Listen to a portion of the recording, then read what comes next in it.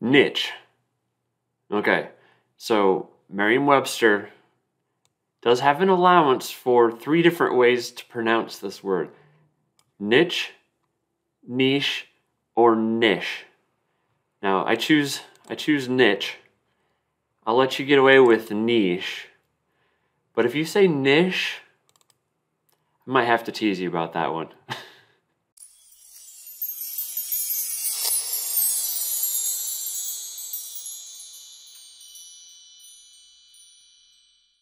All right, so what is a niche? According to Merriam-Webster, the essential meaning of niche is, number 1, a job, activity, etc. that is very suitable for someone. I found a niche for myself after high school. She finally found her niche as a teacher. Number 2, the situation in which a business's products or services can succeed by being sold to a particular kind of group of people. Okay, we're going to be talking about both of those because I think they're actually both relevant. So what is a niche and why should you care? So my unofficial definition is, as it relates to what we're doing here, is a niche is a specific group of people that you want to target when you're selling your products or services. So there are all different types of people that we can sell jewelry products to or other ShineOn products to, even if it's the same product sometimes. So definition number 1. I went ahead and included this one too just because it's sort of a different angle on it. But basically, it's something that you're suited for or interested in, and in the world that we're in, sometimes it's about passion, right? People talk about, well, do something you're passionate about, sell a product that you're passionate about. You don't necessarily have to be passionate about what you're selling. You know, sometimes people are just passionate about making money, and they'll sell whatever seems to sell best, right?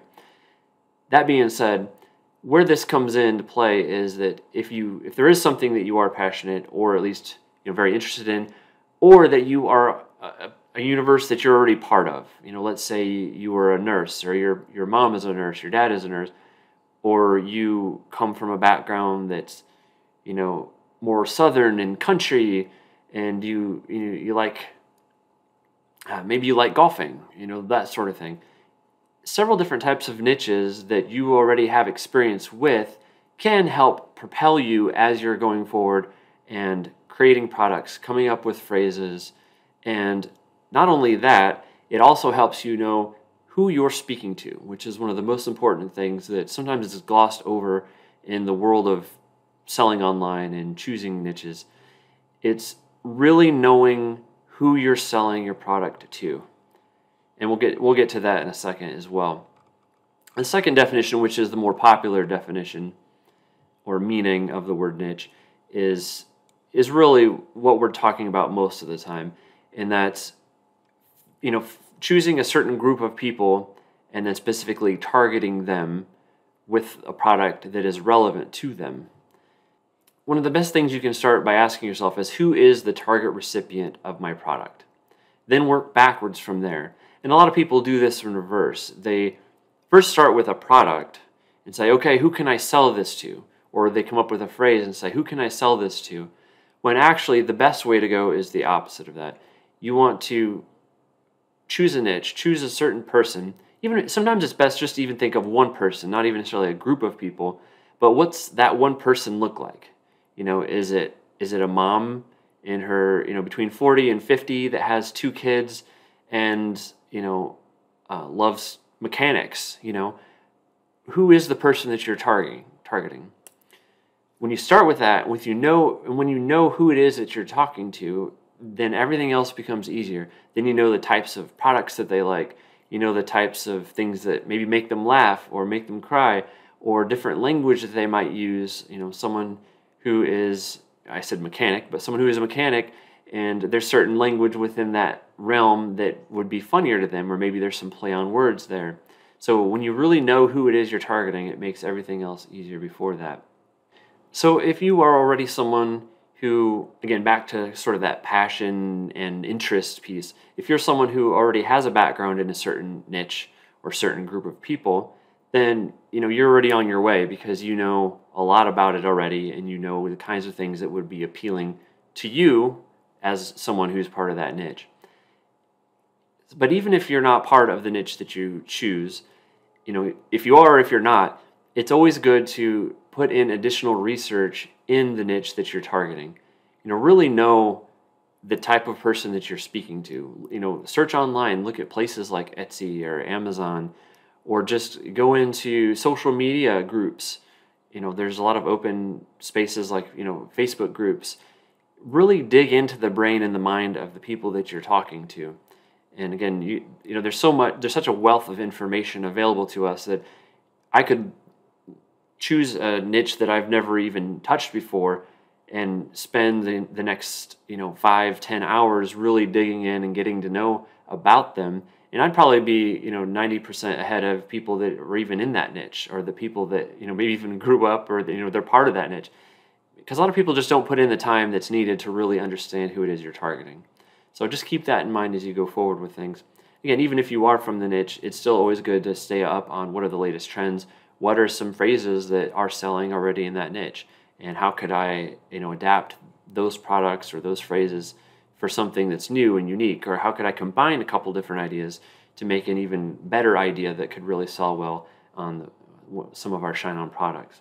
Because ultimately, that's what's going to make you stand out, or that's what's going to make your product in your store stand out, is that instead of just, creating a product and then trying to spread it everywhere and, without any real direction of who you're speaking to, you're going to stand out because you're going to use phrases and products that really, touch that demographic or touch that niche that you want to speak to, and it's going to resonate with them. It's going to be relevant, and you're going to get more sales that way, as opposed to just general phrases or general targeting.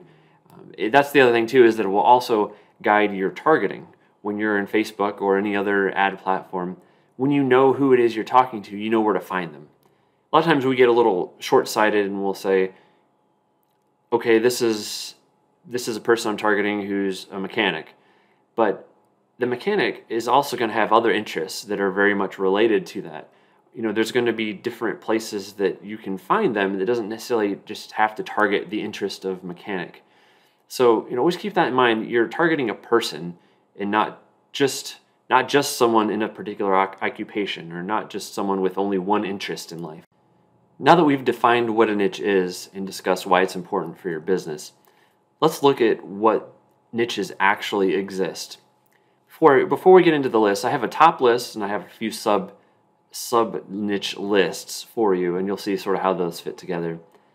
One thing I wanted to mention is that as you get into different things like occupational niches and hobby niches, that not every occupation is going to be a good target for doing print on demand.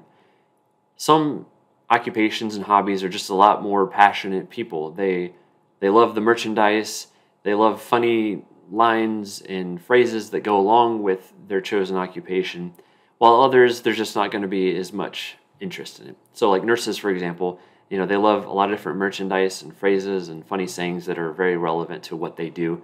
Whereas someone, I just use the example about a bill collector, you don't see a lot of bill collector t-shirts or hats and things. I'm not saying that you might not be able to make money in a bill collecting niche, but you get my point. So some are just going to be better than others, and especially if you're targeting a niche that you're new to, just know that not everyone is necessarily going to work. So here's how I have it divided. I have top-level niches, sub-niches, such as holidays and significant dates, and an additional sub-niche category for evergreen. So since niche selection in the gift-giving space starts with the recipient, that's what I'm calling the top-level niche area. When you first create your product, whether you're in the ShineOn app in Shopify or you're in the ShineOn platform, one of the selections you need to make is actually who is the gift for. So it might be to mom, to dad, to daughter, to son. That's what we're calling top-level niches, because we're in the gift-giving space, and so that's where everything sort of starts. Who is the recipient of the gift? So I have that represented in the top circle. We got the Venn diagram here. And then the sub-niches, will be things like holidays and significant dates, things that are more specific to certain times of the year. It's mostly holidays, but there are a few others as well, and I'll show you those in a second. And then we have the sub niche of evergreen, basically evergreen occasions that people could get gifts for someone else. And so between these, you're going to have some crossover. You can have the top level niche of, let's say to mom, and the sub niche of a holiday. So maybe it's to mom with a Christmas theme to it, or it'll be something that's more specific to Christmas. If you had a to mom and a sub niche of evergreen, an evergreen niche might be birthday. So people are having birthdays all year long. It's not specific to a time of year that, only in January people are having birthdays. No, it's all year long. So that's what makes it evergreen kind of a product when you're selling phrases that can appeal to people who are buying all year long. So mother and birthday would fall in this section here in the middle. And there's going to be some points where all three do connect. And you'll have, all three of those points. So, maybe, this isn't the greatest example, but if it was mom, Christmas, and birthday, not as likely, but that would be sort of where all three would meet. Maybe you do combine those somehow. So let's just take a look at the actual lists themselves, and I think a lot of this will make a little bit more sense. So top level niches. This is directly from the app and the platform in the drop-down box that you would see when you are creating your new product. So gift for boyfriend, dad, daughter, friend, future mom, future wife, girlfriend, granddaughter, grandfather, grandmother, grandson, husband, mom, significant other, son, stepdad, stepdaughter, stepmom, stepson, widow, wife, or other. That's where you will select when you're creating your product. And if you've already created a product, you've seen this drop down before.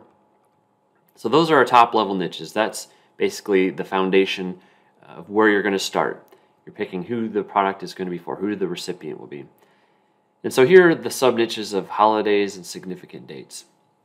So we have Valentine's Day, St. Patrick's Day, Easter, Mother's Day, Father's Day, graduations. So while graduation isn't a holiday, it does occur specific times during the year. So normally in the spring, May, June, you have sometimes elementary graduations anymore, but high school and college tend to occur different times. And so you have spring graduations. You might have some in the summer, but usually it's spring or at the end of winter, so December time, end of the actual calendar year. And also keep in mind with this one, I did note that again, we're looking at preschool sometimes all the way up to the doctoral level. We think of high school and college a lot, but there's also a lot of opportunity in things like, master's degrees, doctorate level, people. There's not a lot of products out there for that. Weddings, again, not a holiday, but something that occurs sort of during a specific window during the year. Usually between April through October is when the prime wedding season is. And within that you have engagements, bridal parties, wedding showers. These are all aspects of wedding that you could target, people for gift giving. Not just to bride and groom, but also to different family members. Maybe it's mother of the bride or father of the bride to the bride, or bride to bridesmaids, things like that. So just keep that in mind. And wedding season is also really helpful in the off periods when e-commerce or just retail in general is a little bit slower online. To fill that in with things like the wedding, the wedding season is a good way to keep money flowing for your business when there's not a huge holiday like Christmas or Mother's Day. So Memorial Day, not as big of a holiday, but still something, along with Veterans Day. USA Independence Day, so July 4th is a possibility. Not a huge selling holiday, but people do still make a good bit of money selling Independence Day. Halloween, Black Friday, and Christmas. Now, I didn't even put Thanksgiving on here. Maybe you can come up with some products for Thanksgiving, but it's just not known for being a holiday where there's a lot of gift giving necessarily. So, when it comes to Black Friday and Thanksgiving, the focus is all on Christmas time for that. So Christmas being the biggest selling holiday of the entire year. Last but certainly not least, right? So then we'll get into Evergreen. This list is a little bit longer. because it covers really a whole host of different types of niches. Now, this is not an exhaustive list. It was just, the best that I could try to put together from all the different things. And within these, some of these are more like categories too. So if we're looking at, let's say, occupations and careers, I did list a few that are popular ones, but there's still others in addition to that. So anniversaries, birthdays, remembrance, sympathy, loss of loved one, loss of pet. Those are actually a really significant niche and work really well with jewelry products. Just pets in general, animals, legendary animals like unicorns. Sports, all the different types of sports. Hobbies like fishing, hunting, knitting, musical instrument, fitness. And we already talked about occupations. Faith-based types of gift products, in the Christian faith, bar mitzvah, in Catholicism, there's confirmation, first communion. Astronomy or astrology, horoscope, moon, stars, maternity, new baby, new parent, moving, farewell, encouragement, friendship, thinking of you, sort of just more of an everyday kind of a gift.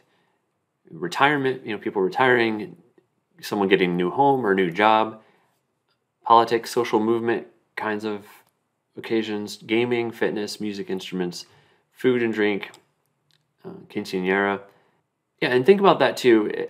For people that do speak multiple languages, sometimes there are a lot of really great markets in those other languages because so many of us are focused on English. If you can hit a Spanish market, that could be something that's very profitable for you, and all the different holidays and traditions within each different culture. And see, I put something extra here: seasonal, evergreen. So grilling, tailgating season is almost a niche in itself.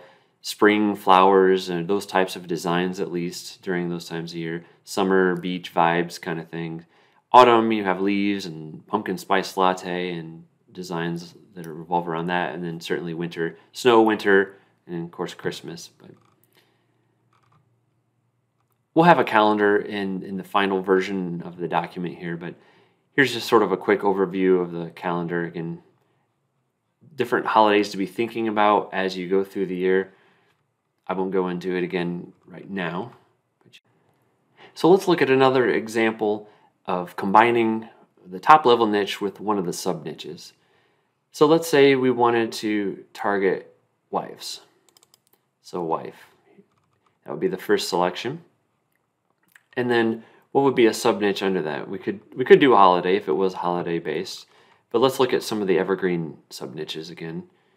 So if it was to wife, and certainly anniversary and birthday are two of the biggest evergreen types of niches that you can go into. So it would be creating a message card that's to wife for anniversary.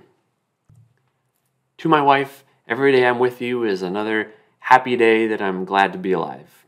Love you very much. Or same with birthday. If it was, maybe your wife is really big into unicorns, let's say, that sort of thing. You could create, to wife, create some sort of phrase about, a mystical character, and, say how much she is like that to you or something like that. You could combine that. Certainly the design, where you're going to get a lot of different evergreen niches incorporated, is going to be the design itself.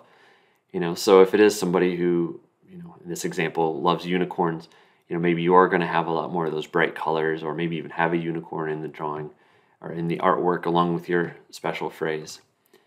So those are just different things to be thinking about when you're combining different niches together. Let's talk about some bonus tips as it relates to niches. All right, bonus tip number 1.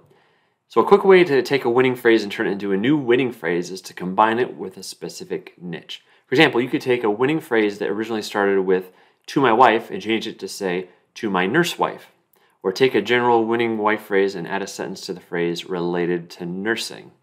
So what can work really well is if you're researching online and looking for different phrases, in this case to wife, and you find one that sounds really nice or really good, or you can tell that it's been popular, you can take that same phrase and rework it and include a few elements that are specific to nurses, for example. And then it creates a new spin, it takes a new angle on it, and it creates a new phrase for you that you can use. Bonus tip number two. A quick way to take a winning product and turn it into a new winning product is to combine it with a holiday. So for example, if you have a design that you created that was to daughter for Valentine's Day, or even just a general to daughter phrase that you'd created, try testing the phrase using new festive colors or clip art that look like Christmas or winter or end of year holiday season. So maybe you've seen a product or you created a product that was Valentine's and hearts related that was to daughter. You might be able to take that same phrase but just change the background on the message card and make it more Christmas, winter themed and sell it even more than you did with the previous design. Bonus tip number 3. Take a winning phrase that you have or have seen in one niche and then test it in a completely different niche. This is really a great ninja kind of a tip here. So basically what you would do is you would take a winning phrase in one niche. Let's say it was in nursing, for example, something that sells really well, or maybe it's really funny, or just some that you've seen that's worked really well. Take that and apply it to a completely different niche. I'm not even saying, from nurses to doctors. It's like nurses to wine drinkers or something, although there's a connection there maybe in that one. But nurses and truck drivers, you might say, well, how do you combine those two different things? Well, you're not really combining them, but you're taking that winning phrase and adapting it. Maybe you can change a few different words out, or take the general concept, especially if it was like a funny one in this case. Take the concept and then just apply it to the trucker niche. And maybe you're certainly changing probably the design of the message card or the product a little bit. But there's a lot of things you can do with that. The certain phrases that work for certain markets or niches that people haven't used in other different niches, and so there's a lot of opportunity there sometimes. So keep that one in mind. Yes, that can work. So that's all I have for you for this week's Shot of Espresso on niches. Hopefully this document will serve as an ongoing reference for you as you're considering different niches to go into, or different options or angles that you can take. The main thing is, I would say, especially if you're starting out, pick 1 or 2 niches and stick with them. If it's, if you literally are choosing your first niche, I would recommend choosing one that's within some of your skill set or some of your experience, something you're comfortable with, a niche where the recipients of that niche pretty well, and the types of phrases or messaging or designs or funny language that they might use. Start there. I think that'll make it a lot easier for you. And since sometimes e-commerce can be a real grind, and we're constantly just trying to test new products and keep moving forward, when it's an area or a niche that you're interested in, that can help sustain you as well, because it's something that you're already excited about or maybe even passionate about, and it will help you get through some of those lulls that we tend to go through. So that's what I would say. Is pick 1 or 2 and then start taking action on that. And you never need to be stuck in one niche. If, go with it for now. What I don't want people to do is, tackle 1 or 2 and then give up and, well, maybe I just need to change niche. So you change niche and then it's like, well, this isn't working, I'm just going to change niches. So instead of really getting to know the one you started with and figuring out interests and targeting and finding something that really works and refining it, as soon as you start switching multiple times to different niches or different demographics that you're targeting, you're sort of starting over again. So ideally, start somewhere, get to profitability and then start refining it from there, as opposed to spreading yourself too thin and going to way too many all at once. But you're not locked into that. You can always change and adapt later, but that would be my recommendation. So again, that's all I have for now. Hopefully this was helpful for you, and we'll see you in the next one.